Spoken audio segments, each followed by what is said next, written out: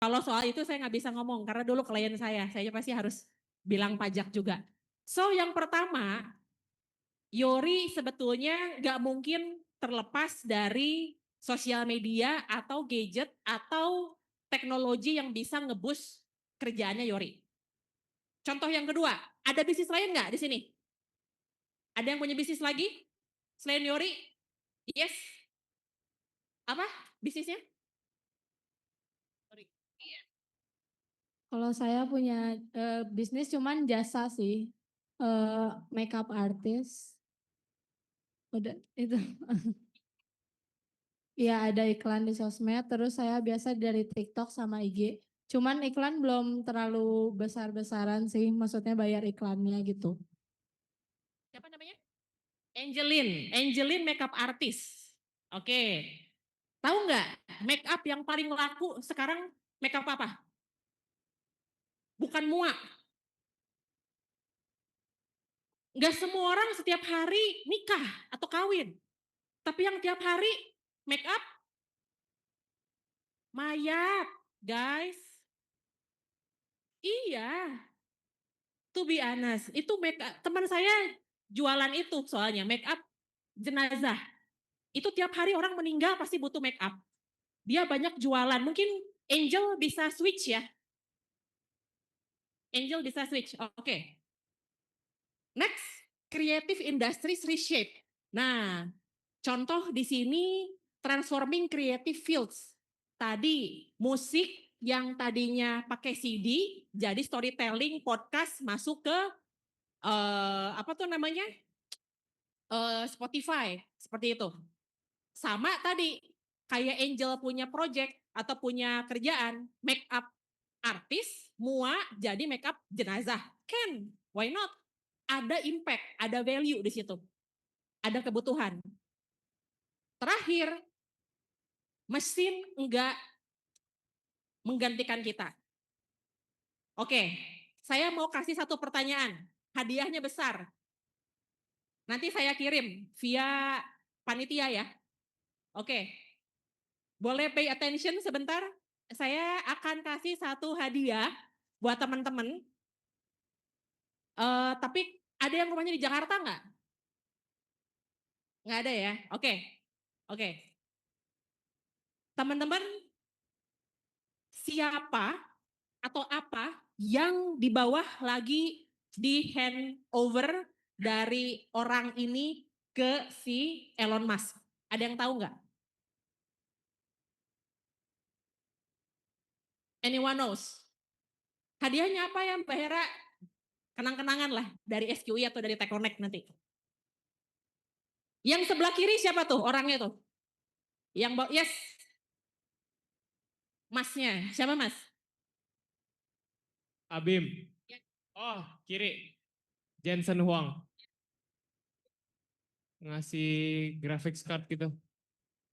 Kayak apa? Kayak kartu kartu untuk apa ya? Kayak untuk server gitu loh.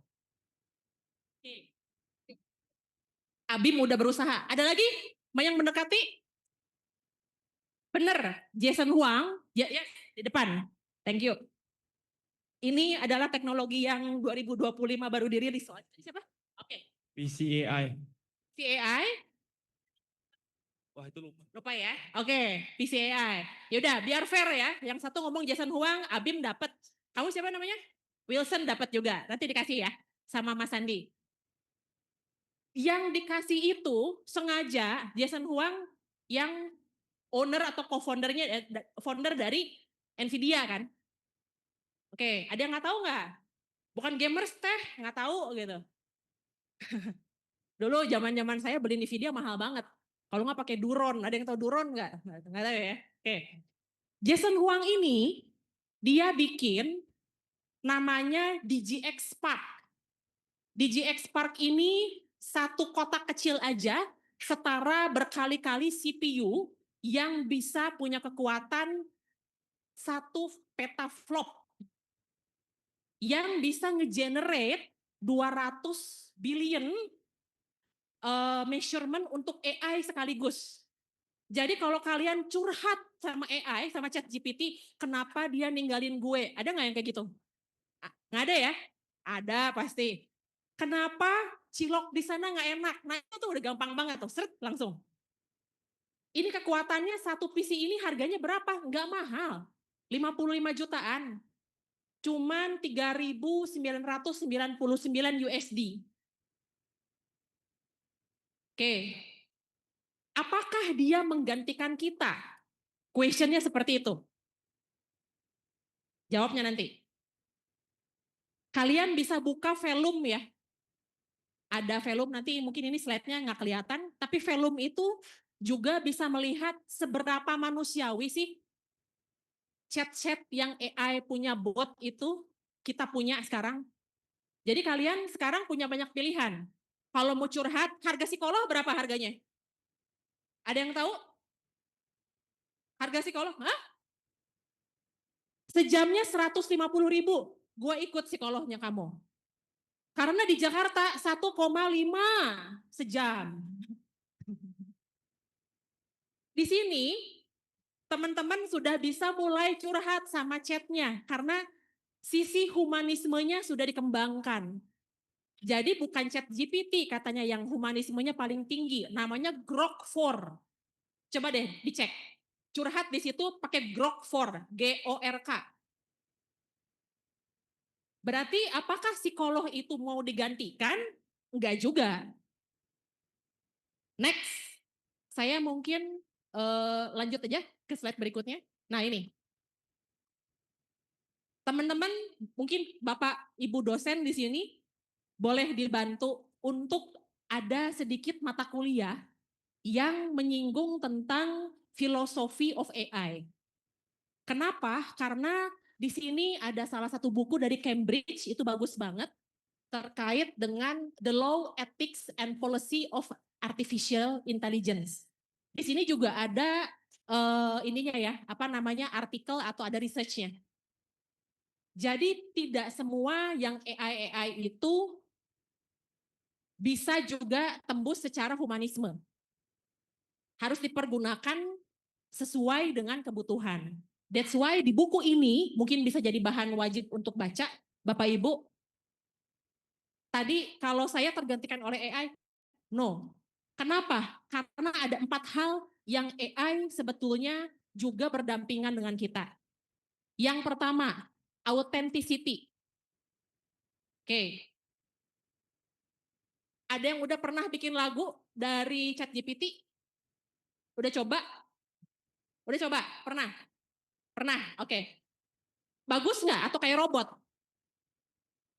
Bagus, lumayan. Oke. Kalian coba ya. Mungkin kalian yang belum tahu, coba deh. Ada bikin lagu dari ChatGPT. Teman saya jualan lagu rohani, dibikin di ChatGPT, masukin ke YouTube. Dapat duit, guys. Karena salah satu paling tinggi untuk didengarkan di YouTube adalah lagu rohani. Ini insight ya. Lumayan, sebulannya dapat 2-3 juta. Bukan 23 juta ya, 2 sampai dengan 3 juta sebulan. Lumayan buat jajan. Tapi authenticity ini nggak bisa juga kita tetap ngomong sama ChatGPT ya, atau chat-chat yang lain lah. Tetap harus dari kitanya. Bikin lirik dan lain sebagainya, mungkin reshaping mereka dari sana. Kedua, impact. Saya tanya, kenapa lagu rohani? Dia nggak nyari uang awalnya.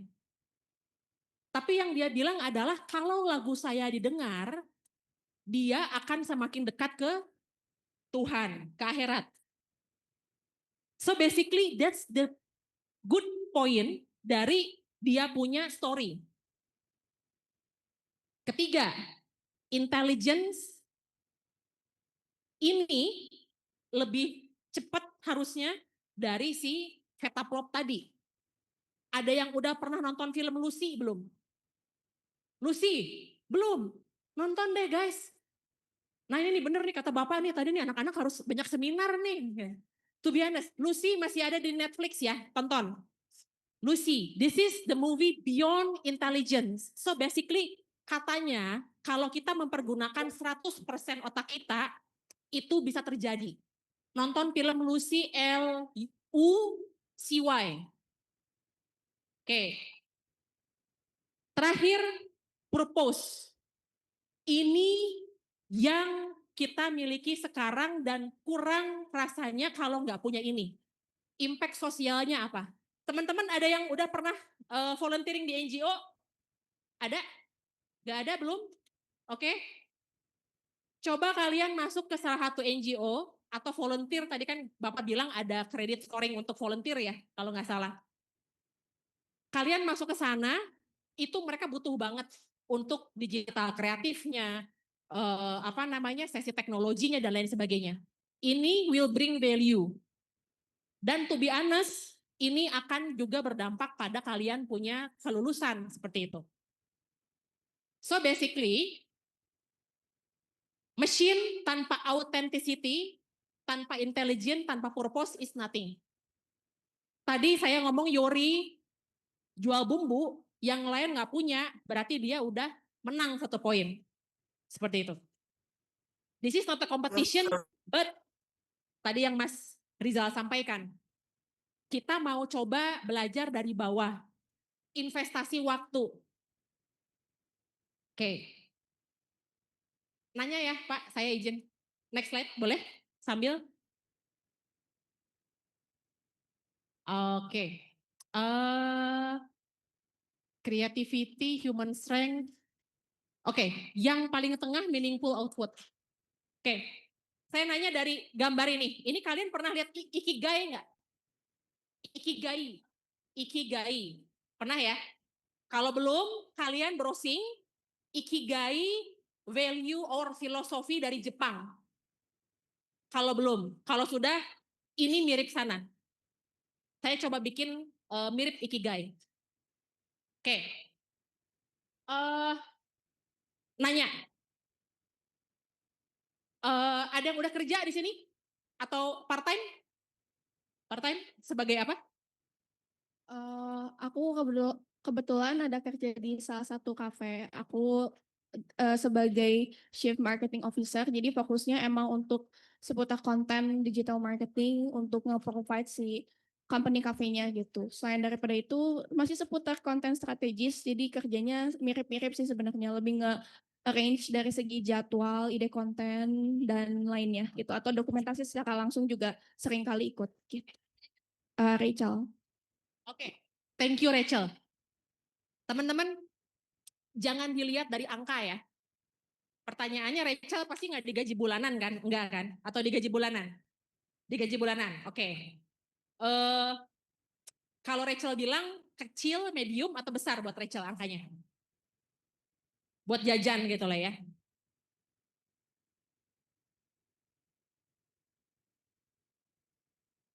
Oke. Kalau buat jajan cukup, tapi kalau buat nabung mungkin susah ya. Oke, guys, tadi Pak Syamil bilang, saya pernah di EY. Dulunya saya sebelum di EY, saya kerja di satu perusahaan distribusi lah. Gaji saya turun 10 juta. Oke, tapi di situ saya investasi waktu. Jadi teman-teman punya 5 hal yang mau diinvestasikan, terserah. Investasi waktu, berarti kayak saya turun dulu nih, supaya saya dapat knowledge-nya di perusahaan itu. Kalau enggak, saya nggak bisa. Investasi kedua adalah kita ngomongin soal uang. Mbak Hera, gue mikir duit deh. Gue mau bantu orang tua, bantu adik, nggak apa-apa, nggak salah juga. So, uang. Ketiga, investasi connection. Kayak Mas Rizal tadi, dia tiap dapat kerjaan, dia baik sama orang, dia dapat kerjaan. Seperti itu. Keempat, edukasi. Betul ya Pak Syamil ya? Bapak ya? Mbak Hera perlu nggak sih kita sampai S3? To be honest, saya dapat tawaran dari BINUS, Mbak Hera ikut S3 yuk supaya bisa ngajar. Itu kepikiran terus sih Pak. Makanya nanti mau ada sesi juga sama BINUS Senayan seperti itu. Investasi sekolah. Sekolah nggak mahal. Di BINUS mahal ya guys, bener ya? Bener ya? Lumayan ya di BINUS ya. Gitu. Keempat, investasi apa? Tebak. Itu harus itu. Itu wajib itu di bawah itu. Keempat, investasi apa? Anyone? Belajar teknologi. Teman-teman saya beli organic farm dari Bandung. Dia pakai AI guys. Kalau nggak pakai AI dia nggak bisa. Oke, seperti itu. So basically saya jauh dari rumah saya di Bintaro, beli pesan di sana karena dia selalu ada. Investasi di teknologi, apapun kerjaannya. Next slide. Nah, ini saya mau ngomongin sekarang ke quantum engine. Pertanyaan, kami perusahaan baru 2 tahun, kira-kira revenue-nya berapa? Ini hadiah ketiga. Boleh? Revenue-nya berapa untuk perusahaan 2 tahun? Kira-kira. Bebas angkanya. Yang logis ya. Ada nggak? Yang logis, perusahaan 2 tahun, jualannya AI, cyber security, teknologi. Kira-kira revenue-nya berapa? Yes? Nggak apa-apa.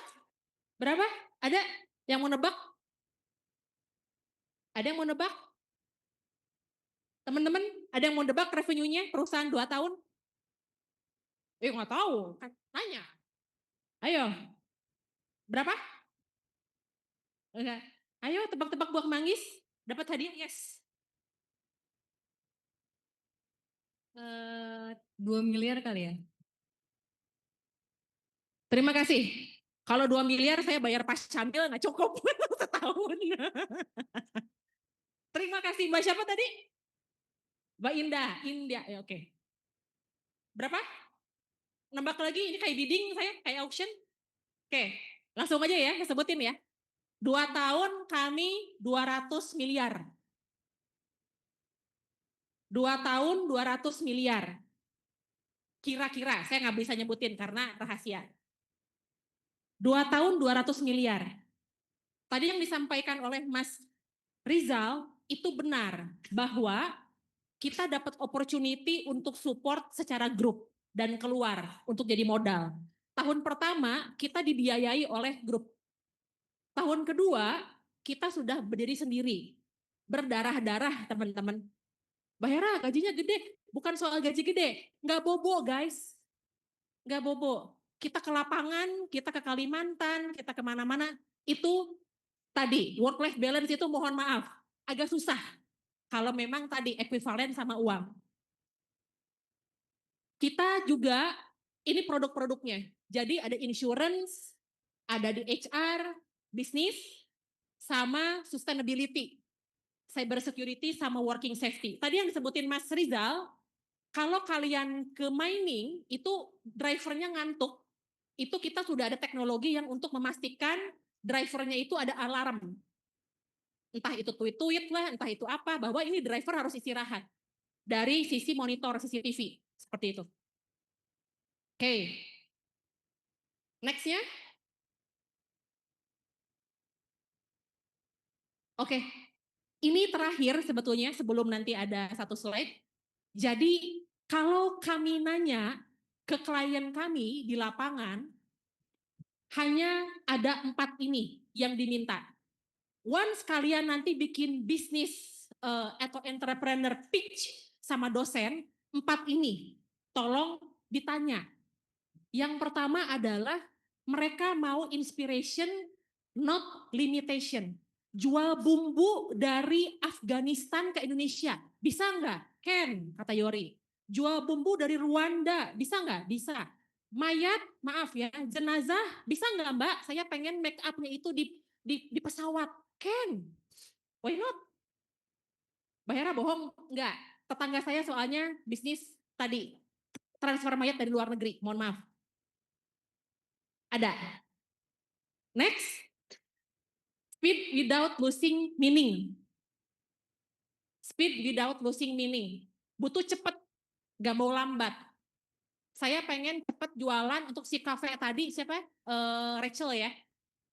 Rachel gimana caranya supaya kafe saya yang tadinya cuma 1 orang duduk di sini per jam jadi 20 orang. Betul ya Rachel? Pressure buat Rachel. Next, deep personalization. Ini yang susah.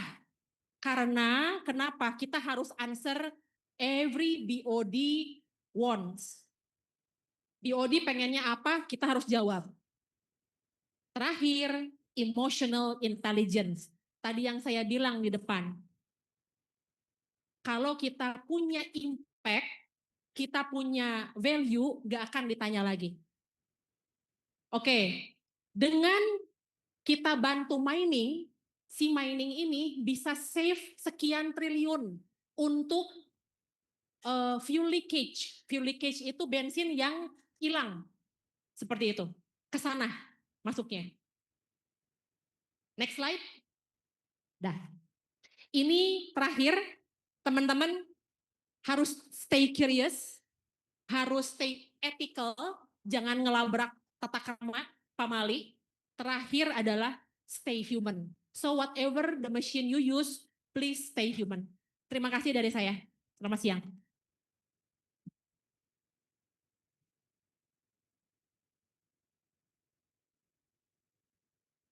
Oke, terima kasih untuk Pak Rizal dan Bu Hera. Sekali lagi tepuk tangan saya lagi. Ya. Selanjutnya adalah pertanyaan Q&A. Tolong pertanyaan yang susah-susah ya. Kalau yang gampang nggak usah. Oke, silahkan teman-teman ada yang bertanya. Sebutkan namanya.